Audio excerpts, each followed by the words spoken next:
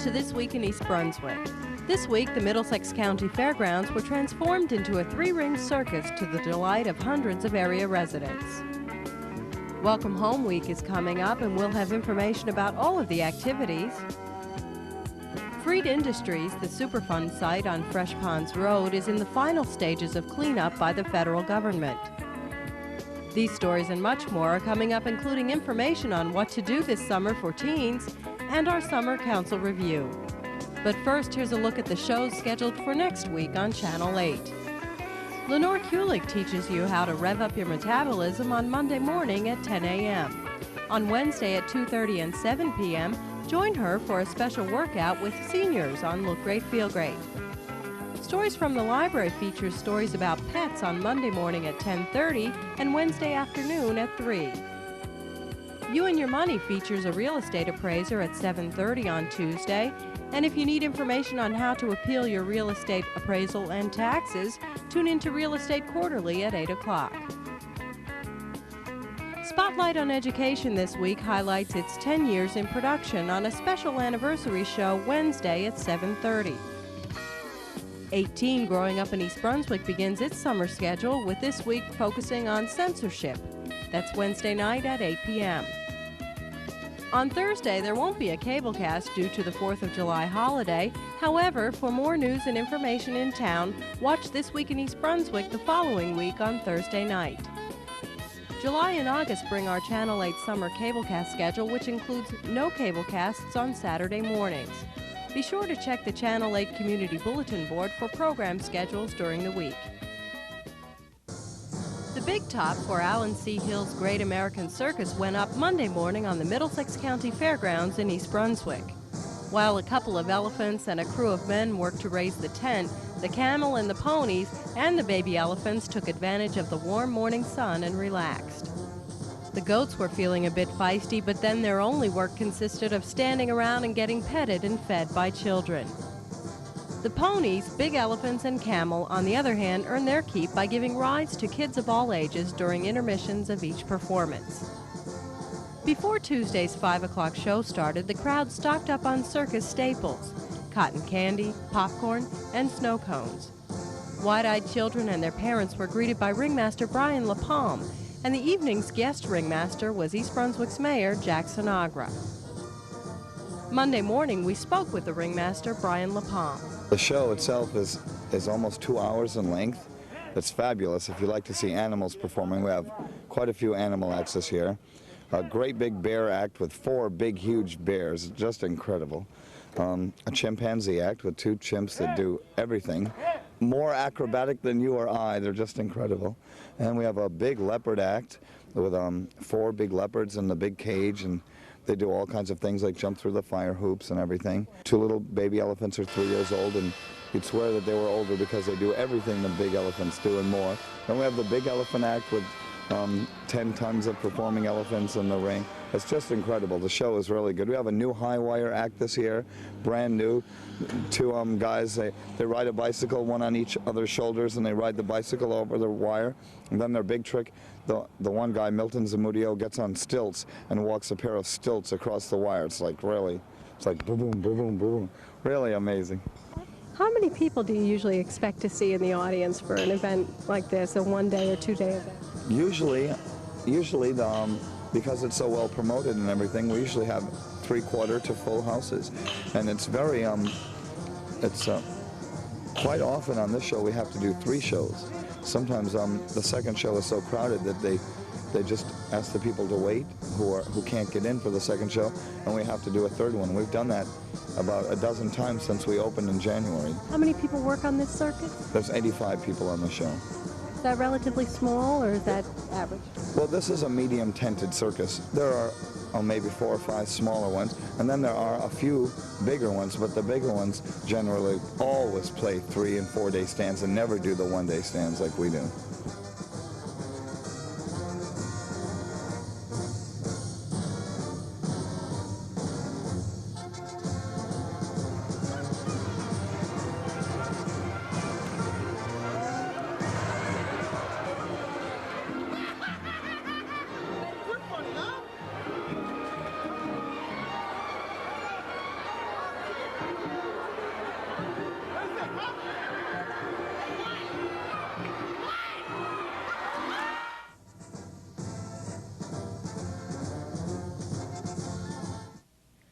For 24 years, Freed Industries manufactured commercial cleaning solvents on property at Fresh Ponds Road, just south of the intersection with Dutch Road in East Brunswick. Closed in 1985 by the Environmental Protection Agency, the area was declared a Superfund site the following year and was fenced and put under guard. Last summer, the EPA staged a mock emergency to ascertain that the Township Rescue Services were prepared to deal with any mishap that could occur during their planned cleanup. In addition to sending samples out for identification, the EPA crew contained leaking barrels within larger secure barrels and finally moved 1,200 of them to disposal facilities. According to on-site coordinator Joe Cosentino, the most difficult materials to find a home for are the PCBs. Disposal facilities for these highly toxic substances are few and far between. Cosentino talked about when the cleanup will be completed. Over the last 2 weeks, we essentially moved 14 of the 20 waste streams identified here on site. And that consisted of some 580 drums of waste material and 14,621 gallons of hazardous waste. There are still some barrels here on the site. What's in the barrels here? Okay, essentially the ones right behind us here are essentially empty. These are the materials from which, the drums from which we pump the waste material. Some of them do contain residual solid material which we couldn't pump. That will be restaged here, and we have a home for that. That'll go for either incineration or some type of treatment off-site. So when will you be finished up here? I would say within the next 2 to 3 weeks, we should have everything out of here, except for probably about 700 empty drums, which we will then bring in a drum shredder and deal with them. Can you tell me a little bit about the process of cleaning up here, what was entailed? Well, the first part of it is just getting an inventory and identifying the materials on site. In this case, we go through what's called a preliminary assessment, where we come in, we attempt to identify the hazards, identify the risks to the public and the environment, and then use that information to make a request to our agency for funding to do whatever activities we deem appropriate to alleviate those hazards. On a scale of 1 to 10, how bad was this site? In the overall scheme of things, it wasn't that difficult to cite, except in that there were a lot of mixtures of waste, a lot of things. As I said previously, we identified 20-odd waste streams, which is a lot for a small facility like this, and a lot of things were just mixtures, which made our disposal a little difficult in that, like some of these drums here, the liquid and the solid, certain facilities can only deal with liquid waste, other ones are equipped to deal with the solid material. So essentially what we had to do was first remove the liquid portion, and now we'll restage them and dispose of the solid portion. When you're all done, what'll be left here? Okay, as far as we can see, it's only the long-term remedial project, which will involve the actual soil cleanup, contaminated soil cleanup, and the groundwater remediation.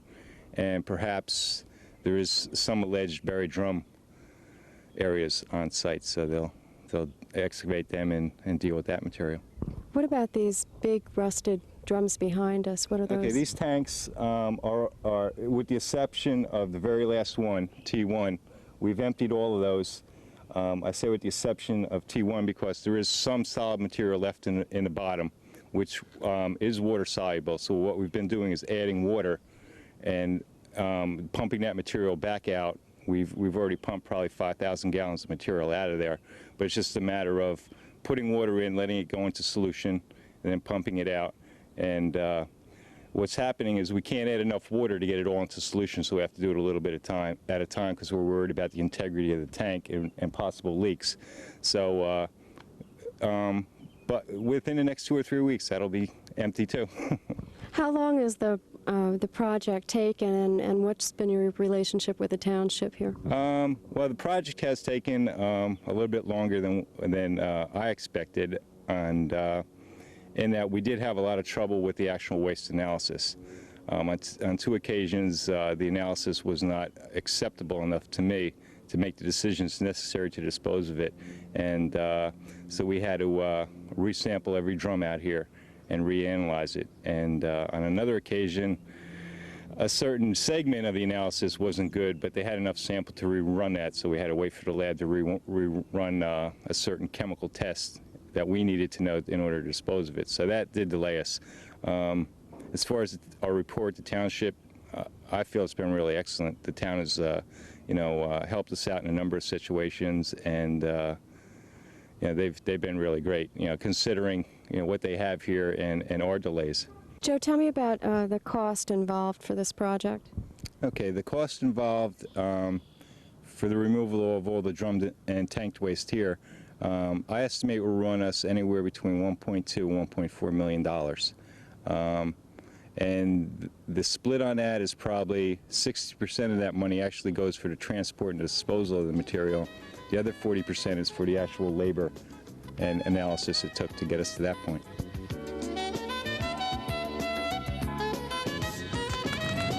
Summer's here. Yeah. I love having time to do anything I want. Yeah. I got up at 10:30 today. Got up at 11. I had the best time. I had the best time. I couldn't believe it. I've never been on one of those things before. I was never able to go. I was so scared when down that hill. You should have seen your face. I was soaked. Waterworks was the best. It really was. Where'd you find out about Waterworks? Oh, through the Park and Recreation's office. Yeah. They sponsor a load of trips. Here, look. They got this thing coming up on the 12th at the community beach. They got a summer beach bash and volleyball tournament on the 12th. Wow. DJ and everything. No parents. Yeah, only teens. No parents, no little kids and brothers and sisters around. It's going to be really cool. Are you guys going? Yeah, and then look, we've got Dorney Park. They got Dorney Park in August. And Shawnee horseback riding. In July, yeah, that's right. They got horseback riding in August and also. tubing.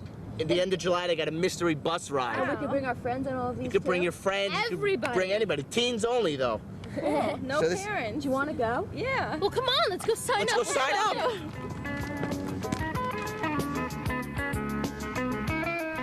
Hello, I'm here tonight at the Township Council meeting to talk with two councilmen who have been very involved with both the Memorial Day Parade and the Welcome Home Week celebration, which is coming up the week of July 1st through 7th.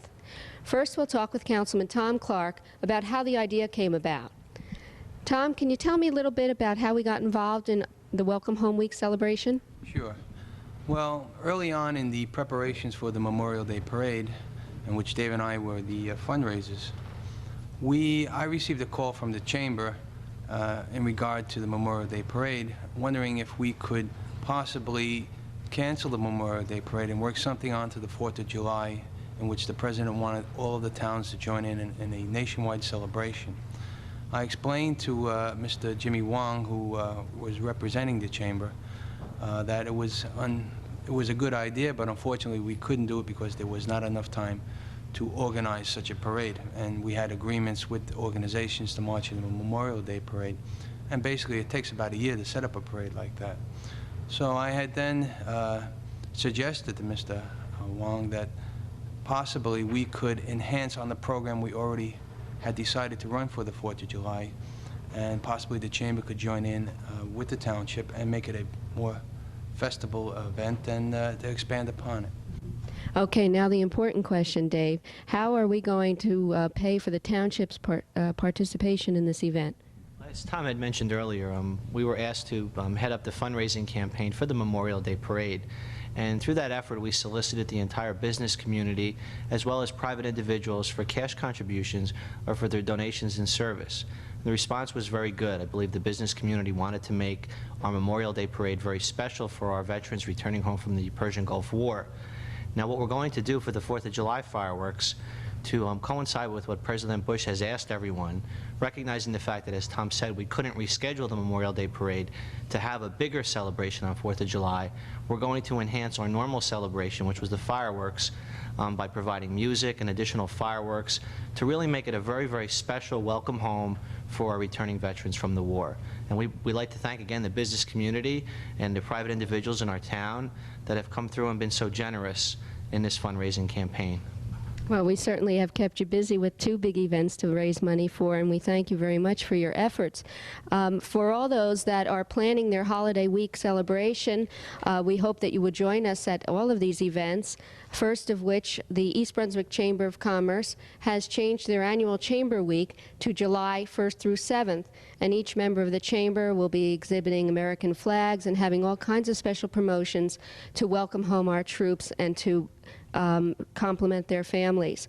Also, the Brunswick Square Mall has something very special happening for those veterans and their families who sort of missed the holidays. The holidays will return to the Brunswick Square Mall, even including Santa Claus, for a brief visit during the week from July 1st through 6th. On the 6th, the Township joins with both organizations to provide a Welcome Home concert. It's free of charge. It's at 3 o'clock in the Center Hall of the Brunswick Square Mall on July 6th, featuring the Tim Gillis Band.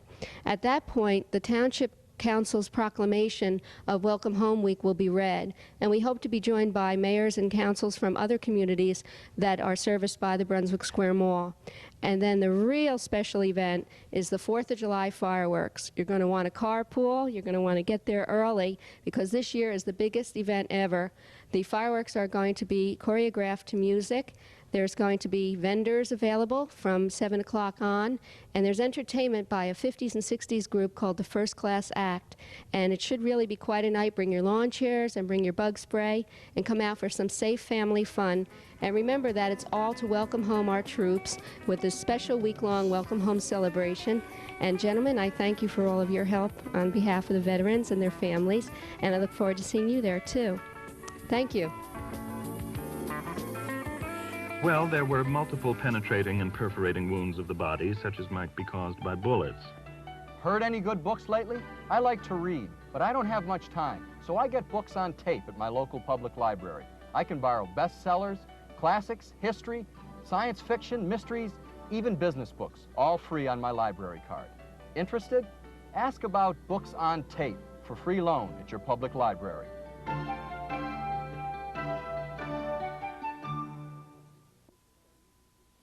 Can you read this sign? 3 years ago, I couldn't either. I needed help with my reading, but I didn't think anyone could help me. Then I heard about literacy, volunteers, or MUSEX. They gave me a free tutor. Today, I can read almost anything. If you are ready for help, call us. I am living proof this program works.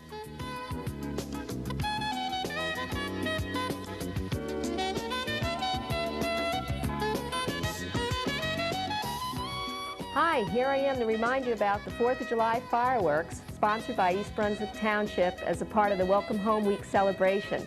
You don't want to miss it. It's at the Middlesex County Fairgrounds on the 4th of July. It starts at 7. The entertainment will begin at 7 with First Class Act, a 50s and 60s group. You're going to love them. Come on down early. We have vendors for different kinds of foods and drinks and even some entertainment for the kids. The East Brunswick Chamber of Commerce has promised the first 2,000 people American flags to wave during the celebration. And also this year, the fireworks will be choreographed to music. It's going to be the biggest and the best show ever. If it should rain, we'll have it on July 5th, but we're counting on no rain. Keep your fingers crossed. If you have some questions, you can call us at 390-6797. Have a safe and happy holiday. At Monday night's Township Council meeting, Mayor Jack Sinagra proclaimed the week of July 8th through the 14th White House Conference Week for the library, and also July was proclaimed Parks and Recreation Month. Whereas the White House Conference on Library and Information Services has been authorized by law to develop recommendations for the improvement of the library and information services of the nation and their use by the public. Whereas the White House Conference will take place in Washington, D.C. from July 9th through 13th, 1991, under the direction of the National Commission on Libraries and Information Science. And whereas Toby Smilo and Mary Ann Fox, 2 members of the East Brunswick Library Board of Trustees, have been selected to represent the state of New Jersey as delegates to the White House Conference. Whereas the Mayor and Township Council are concerned with excellence in library service now and in the future, and recognize the importance of the White House Conference in attaining this goal. Whereas the Mayor and Township Council salute and congratulate Mrs. Smilo, Mrs. Fox, by being selected to participate in this important event. Now, therefore, be it proclaimed that I, Jackson Ivor, Mayor of the Township of East Brunswick, do hereby proclaim the week of July 8th through 14th, 1991, commonly known as White House Conference Week in East Brunswick. Be it further proclaimed that Civic Center Drive should be renamed Library Drive to recognize the participation of East Brunswick residents in this national conference.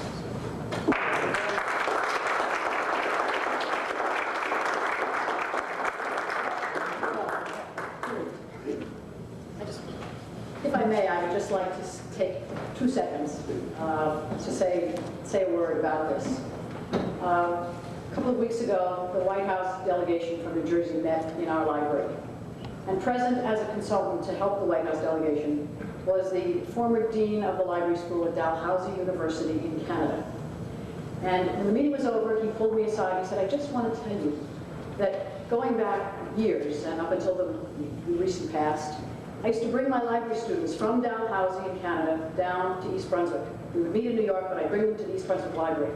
And I'd say to them, I just want you to know this is a typical American library. And then we'd all sort of laugh a lot about it because he knew, and they knew, and you know, and we all know that this is not a typical American library. We are faced with really tough times ahead for the libraries of this country. And Marianne and I, when we go to Washington, will go with an extraordinary sense of pride because we both will know that we represent one of the truly great American libraries. And it is with thanks to you, to the council, to the mayor, and to this township for the support that you have given us in the past and that we hope and expect that you will continue to give us in the future. So we thank you very much for your support, for this honor, and we hope we will represent you well in Washington. Thank you. Whereas the residents of East Brunswick have long recognized the significance of recreation, parks, sports, and leisure pursuits as a central part of an active, healthy lifestyle. Whereas the Department of Recreation, Parks, and Community Service and the Recreation and Parks Advisory Board take great pride in the scope of leisure opportunities offered to East Brunswick residents of all ages. Whereas the Department of Recreation, Parks, and Community Services joins with the National and New Jersey Recreation and Parks Association in the promotion of Life, Be In It campaign. Whereas the department joins recreation agencies across the country in the battle against alcohol and drug abuse by providing healthy alternatives to their exercise, the Right Choice program. Whereas local recreation and parks programs and the protection of our natural resources are essential to the quality of life of the citizens of this township. Now, therefore, be it proclaimed that I, Jackson Ivor, Mayor of the Township of East Brunswick, do hereby proclaim the month of July 1991 as Parks and Recreation Month, and urge all residents to be in it today, live more of your life.